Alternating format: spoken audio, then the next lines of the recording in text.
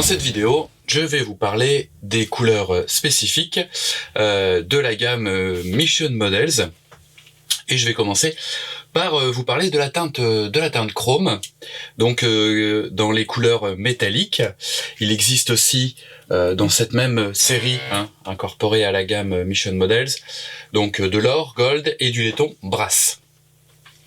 Mais je vais vous parler aujourd'hui, je vais faire des petits essais de pulvérisation du chrome. Alors c'est une peinture, contrairement aux autres de la gamme Mission Models, donc c'est une peinture qui est prête à être vaporisée à l'aérographe. Vous voyez, elle est très fluide et donc elle ne se dilue pas. Pour pratiquer ces tests, j'ai choisi d'essayer cette teinte sur deux supports.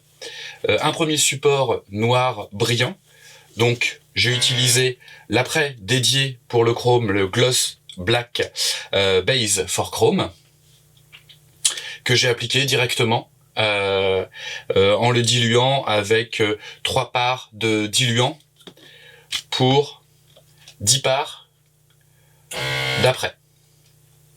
Donc ça c'est une chose, j'ai un petit peu dilué. Et pour voir un petit peu l'effet de la teinte de la couleur de base sur le chrome, j'ai aussi donc apprêté cette deuxième cuillère en plastique avec cette fois-ci une couleur toujours brillante, une base brillante va avoir tendance à mieux faire ressortir l'éclat des couleurs métalliques. Donc avec cette teinte, donc le Gloss White Base, que j'ai dilué cette fois-ci à peu près dans les mêmes proportions, c'est-à-dire 3 à 4 gouttes de diluant maximum pour 10 gouttes de cette base, donc du blanc brillant. J'ai donc obtenu le résultat suivant, donc surface parfaitement lisse, vous voyez le noir brillant est bien éclatant. Pour les pulvériser, j'ai utilisé un aérographe, donc ici le Prince Auguste A112, équipé d'une buse de 0,2. Et comme d'habitude maintenant, j'utilise le microcompresseur Prince Auguste réglé à 15 PSI, c'est-à-dire 1,1 bar. Donc je vais tout de suite commencer par la vaporisation de mon chrome. Donc vous entendez la bille qui facilite le mélange à l'intérieur de la fiole, et je vais donc sans dilution verser directement mon chrome dans le godet de mon aérographe. Comme ceci. Je fais un test de vaporisation pour vérifier que tout se passe bien avec mon aérographe. Voilà. Donc c'est parfait, je vais pouvoir commencer. Je vais faire un petit peu de ménage. Voilà, comme ceci. Donc je vais commencer par vaporiser le chrome sur la base noire brillante. Donc il faut quand même dans un premier temps que j'ai ce qu'on appelle une couche d'accroche. Donc je vais pas tout de suite essayer de recouvrir ma cuillère, je vais simplement à une distance de 15 cm, voilà, vaporiser simplement une couche d'accroche. Je cherche absolument pas à avoir la couvrance totale. C'est véritablement une couche d'accroche, puisqu'on est sur une surface qui est brillante. Donc il faut vraiment préparer cette surface progressivement à recevoir la couleur chrome. Donc je vais laisser sécher quelques instants. Je vais en profiter pour faire la même chose sur mon blanc.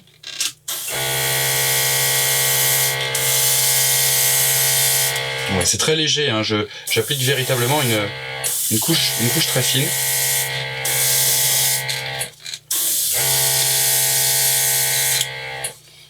Voilà, donc je vais continuer progressivement comme ça. Je vais regarder si ici ça a l'air d'être sec. Donc je vais passer, donc à partir de maintenant, je vais commencer à passer des couches un petit peu plus denses.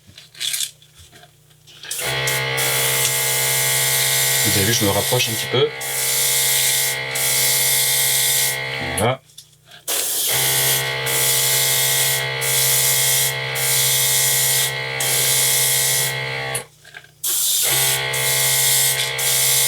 En vaporisant des couches fines, on va favoriser le séchage rapide justement de ces couches. Si vous saturez la surface avec de la peinture, vous allez voir tout d'abord que vous allez avoir des surplus de peinture, des pâtés en fait. Vous risquez d'empâter les détails, et puis la peinture va sécher plus vite. Donc il vaut mieux passer plusieurs fines couches que vous laissez sécher à chaque fois pour pouvoir repasser par-dessus.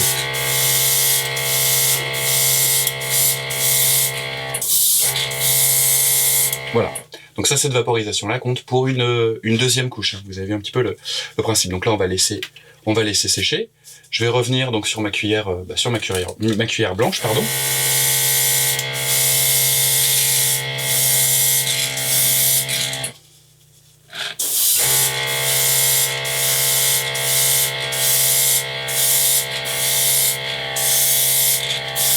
Voilà, et je vais bien laisser sécher. Vous avez vu, j'ai un petit peu trop insisté. Donc on a des petites gouttelettes qui se sont formées. Je vous montre ça, vous voyez, quand on ne fait pas attention. Alors on va voir justement si cette peinture se tend bien au séchage.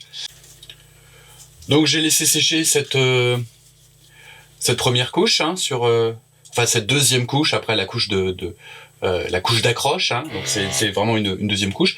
Donc je l'ai laissé sécher là, l'équivalent de 5-10 minutes. En fait, j'ai accéléré le séchage au sèche-cheveux, hein, bien entendu, donc ça a été moins long. Mais si vous n'avez pas de sèche-cheveux, vous la laissez 5-10 minutes. Vous avez vu déjà comment la peinture, en fait, s'est tendue par rapport à ce qu'on avait tout à l'heure. Donc il y a une bonne formulation de la peinture, donc elle s'est bien tendue. Là, je vais rajouter en fait une ou deux couches, mais alors vraiment très très fines, parce que si on exagère trop sur le chrome, on va finir avec un aluminium foncé. Qui va perdre en fait de son effet brillant et réfléchissant.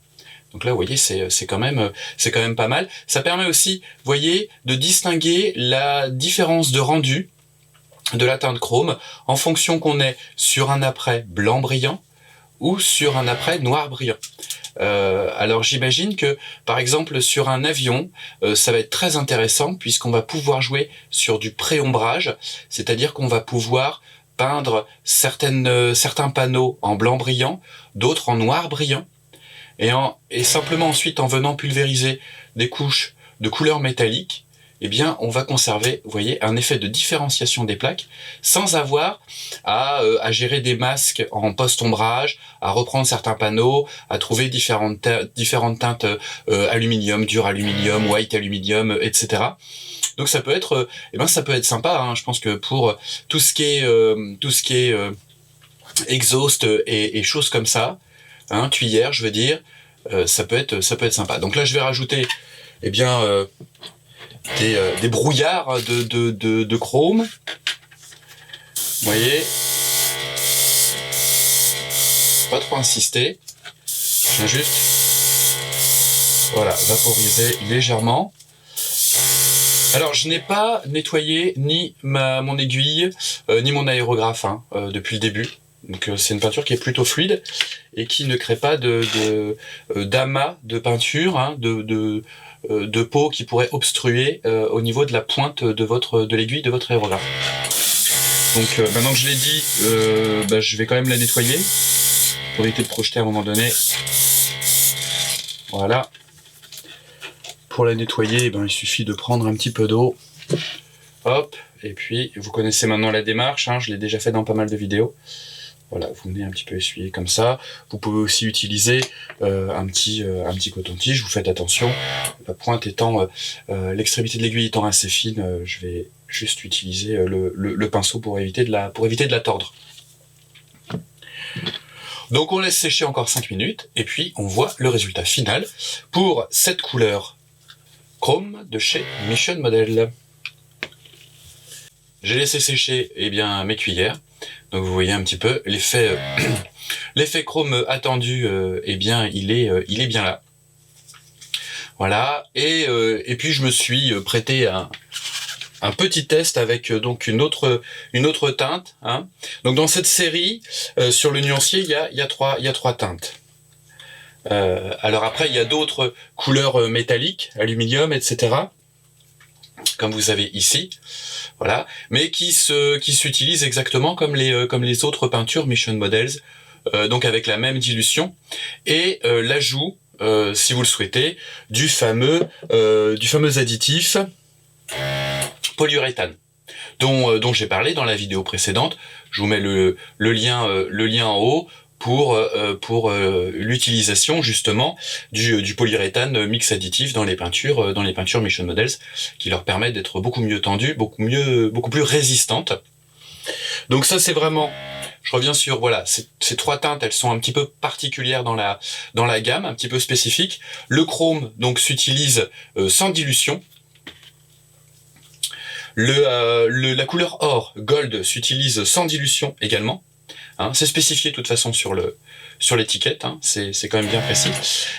Par contre, le laiton, la couleur laiton, doit être dilué avec le diluant, sans ajout de mix additif. Hein. Moi, j'ai simplement dilué avec ce diluant dans les mêmes proportions, comme toujours, c'est-à-dire 10 gouttes de peinture, 3 gouttes, voire 4 gouttes de diluant.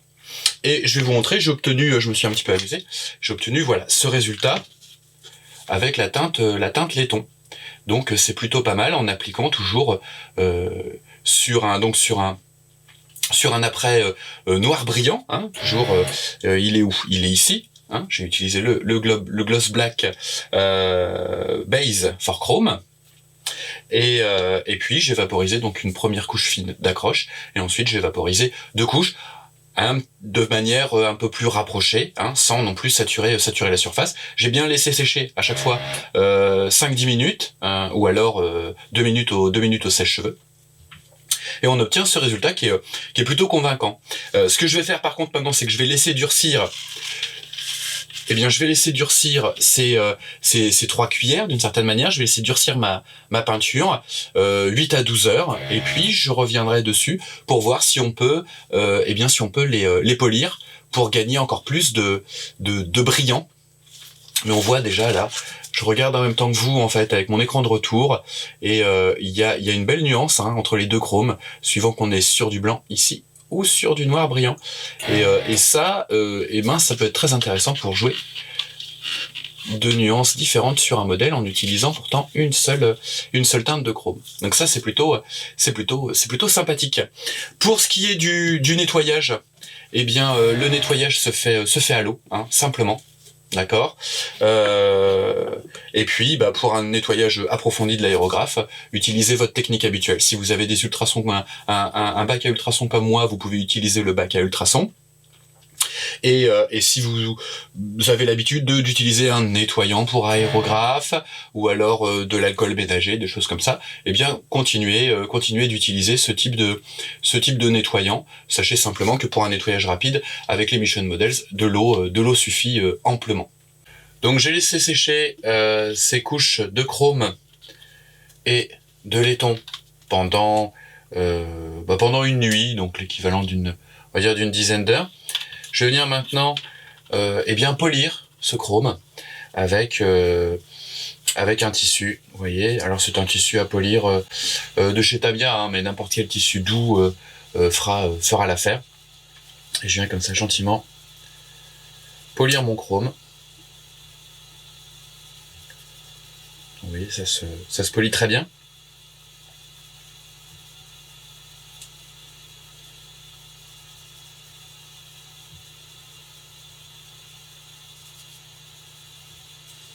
Là, je fais l'intérieur aussi.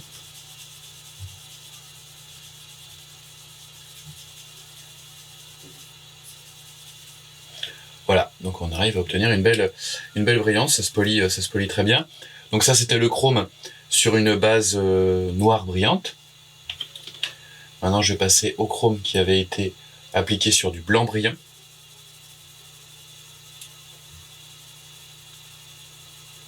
La peinture c'est très bien tendue. On a une belle couche là.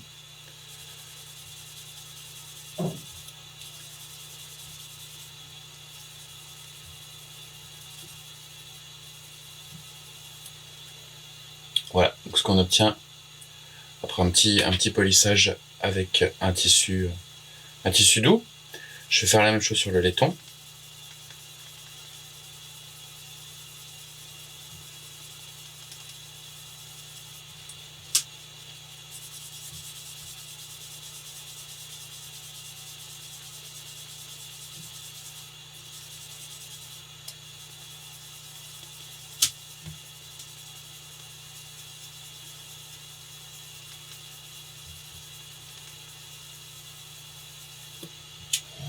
Et voilà, donc on a un résultat particulièrement convaincant avec cette particularité d'avoir un rendu vraiment très différent du chrome en fonction de la couleur de base que vous avez appliquée en dessous, soit noir brillant, soit blanc brillant, en essayant toujours de choisir une base brillante, un après brillant pour tout ce qui est teinte métallique, en l'occurrence, dans le cas présent, chrome ou laiton, brasse.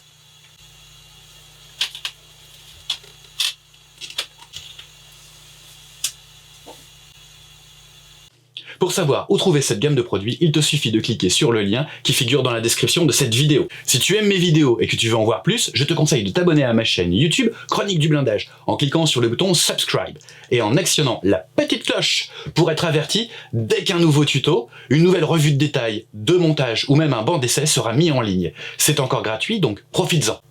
Tu peux aussi suivre mes palpitantes aventures sur Facebook, @Chronique du Blindage, ainsi que sur Instagram, #ElDiaboloEmilien. Je te dis à bientôt pour de nouvelles aventures!